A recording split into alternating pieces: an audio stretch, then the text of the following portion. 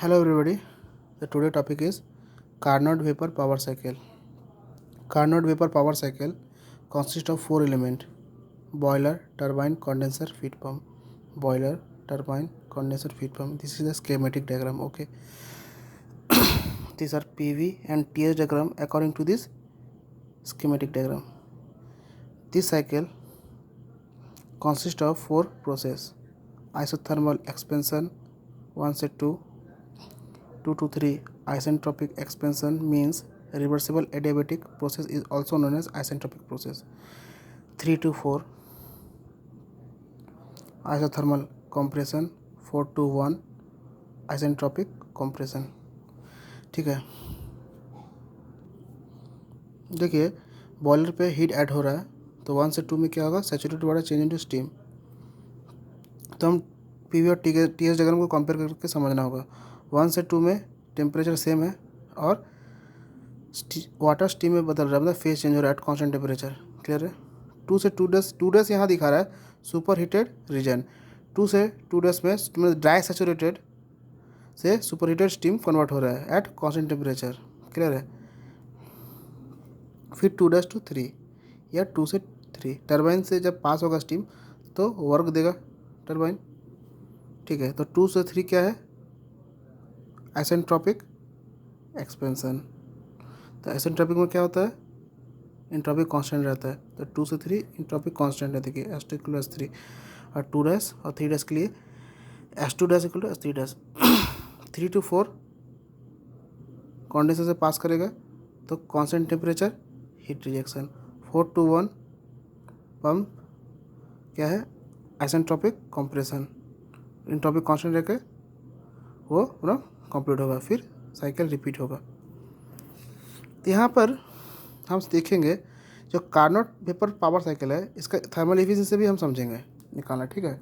उसके पहले एक मेन इंपॉर्टेंट पॉइंट है, ये थियोरेटिकली इसका एफिशिएंसी बहुत इफिशिएंट है, फिर भी ये थियोरेटिकली स्टीम पावर प्लांट में यूज़ नहीं होता है.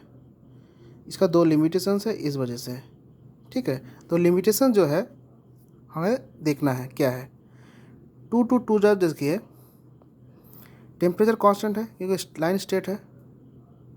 ठीक है. 2 से तो कांस्टेंट टेम्परेचर में सुपर हीटेड बनाना एक लिमिटेशंस है. टेम्परेचर कांस्टेंट रख के हम ज़्यादा प्रेशर जनरेट करके super heated steam banana not possible है. और एक तो क्या है, 3 to 4 में कंडेंसर में कंडेंसेशन होगा, मतलब उसका कूलिंग प्रोसेस होगा, हीट रिजेक्ट होगा स्टीम का. तो उसमें क्या होगा, स्टीम वाटर में कन्वर्ट होना चाहिए फुल्ली. और यहाँ देखिए 3 to 4 पॉइंट कहाँ है, वेट रीजन में है. ये पूरा लिक्विड लाइन में दे रहता है, मतलब स्टीम यहाँ से कन्वर्ट होकर पूरा वाटर में कन्वर्ट हो जाता है. जो यहाँ पर लिमिटेशंस है किसका, कार्नोट वेपर पावर साइकिल का. तो ये एक लिमिटेशंस और एक limitations. Constant temperature super heated steam conversion होता है, एक लिमिटेशंस है. और कंडेंसेशन में फुल्ली वाटर कन्वर्ट नहीं कर पाता, अपना लिक्विड स्टेट में कन्वर्ट नहीं कर पाता है कंडेंसेशन से. तो इस कारण से पंपिंग नहीं, कोई पंप नहीं हो पाएगा क्योंकि पंप से वाटर मतलब लिक्विड स्टेट प्रोसेस हो कन्वर्ट हो सकता है थ्रू पंपिंग प्रोसेस से. ठीक है.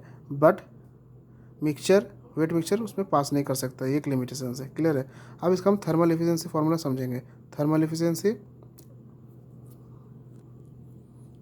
देखिए, for 1 kg of working fluid heat added in boiler QA S2 - HF1 और heat rejected in condenser S3 - H4. मतलब हीट एडिशन मतलब कितना हीट दिए, तो final enthalpy minus initial enthalpy और कितना हीट कंडेंसर से निकला, मतलब कितना स्टीम का S3 - H4 initial minus final.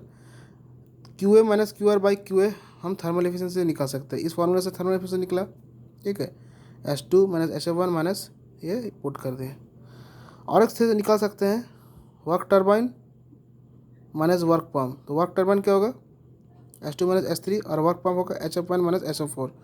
तो ये जो मेरा माइनस करेंगे वर्क टर्बाइन से वर्क पम्प, ये मेरा नेट वर्क देगा, कितना वर्क हुआ मेरा schematic Carnot vapour power cycle का. ठीक है. और कितना इनपुट दिए, Q एडिशन कितना है, S2 - HF1. S2 - HF1. तो दोनों फार्मूला से देख रहे हैं थर्मल एफिशिएंसी का फार्मूला सेम है. ठीक है. तो इससे हम निकाल सकते हैं. क्लियर है.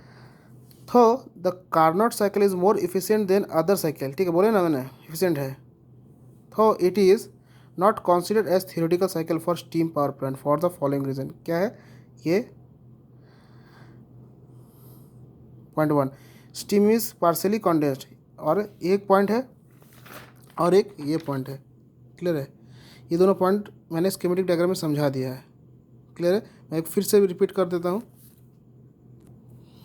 एकदम मोर एफिशिएंट होने के बाद भी ये स्टीम पावर प्लांट में इसलिए यूज़ होता है कि कांस्टेंट टेम्परेचर में सुपर हीटेड स्टीम कन्वर्सन करना, और एक कंडेंसेशन में 4 पॉइंट मतलब 3 से 4 जब कंडेंसर से पास करेगा और 4 पॉइंट आएगा, वो 4 पॉइंट वेट रीजन में रह जाएगा, मतलब mixture of steam and water, जो पंप से पास करने से पंपिंग प्रोसेस नहीं हो पाएगा, जो पॉसिबल नहीं है।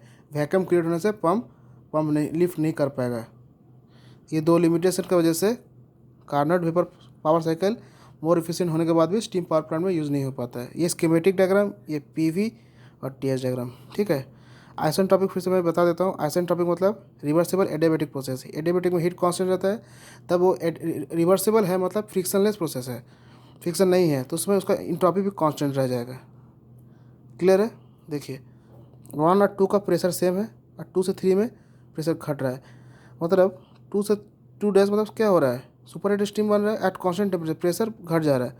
तो ये एक लिमिटेशंस है, प्रेशर घट जा रहा है सुपर हीट स्टीम का, मतलब उसका एफिशिएंसी घट जा रहा है, वो टरबाइन को घुमा ही नहीं पाएगा, तो प्रेशर उसका रिड्यूस हो जाएगा, तो क्या वर्क डन करेगा।